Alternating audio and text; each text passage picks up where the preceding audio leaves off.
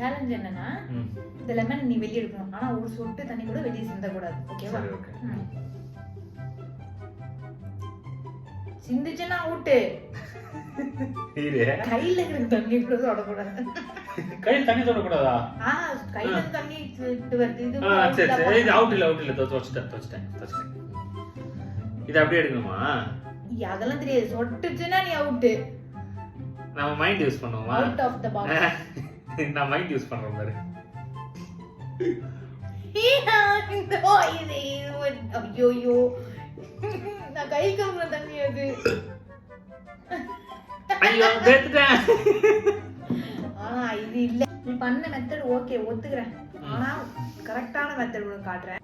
அது சின்ன டம்ளர் தான் வந்துரும் நினைக்கிறேன்.